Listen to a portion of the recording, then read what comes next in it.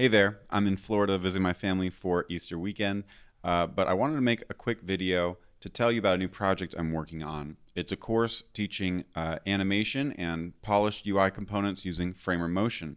And if you saw my tweet last week, I put out this demo right here of this fixed header. So you can see this is kind of cool. The header here shrinks and grows based on the scroll position, and it also kind of fades out the background. But I wanted to kind of show you the cool trick that makes this all work. And you'll notice it starts changing as soon as you change the scroll direction. So it's not just, at the top once you've scrolled 50 pixels. It's as soon as you start changing the direction, do we apply these changes? And this is the kind of stuff we're going to be talking about in the course. But just to highlight this, you'll see we use viewport scroll, which gives us this scroll Y value. And we can listen to whenever that changes. So whenever we scroll, we get the latest. And now the key to seeing when we've changed the direction is to look at the previous value. Again, this is all from Framer Motion, and compare it with the latest. And if that's negative, we're scrolling down. Otherwise, we're scrolling up. And then this is the other kind of key part of the trick. We have this last scroll direction, which is actually just a good old React ref. And we update that right here at the end of each callback.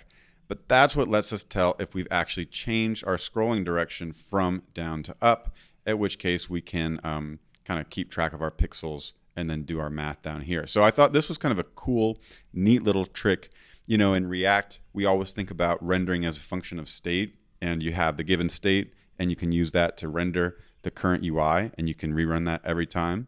But if you think about it here, we actually can't just look at the current state and know how tall this header has to be, because if I'm right here and I just scrolled down, it would be different than if I was right here and just scrolled up. So this is one of those interesting situations where the information from the previous render or previous frame actually affects the current frame. A ref is a great place to do that. And we also have this nice get previous helper from Framer Motion. I just like the way that these all came together. So I wanted to make sure and share that with you today. So check the description for a link to this code sandbox, as well as a link to some information about the course. You can sign up to an email list, and I'm going to be emailing that every week with updates on the course, which components I'm building, some behind the scenes work, and maybe some more code examples like this one. So if that is interesting to you, make sure and check that out in the description.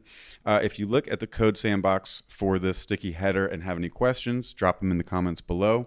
Otherwise, if you made it this far, thank you for watching. Hope you have a great Easter weekend, and I'll see you in the next one. Bye-bye.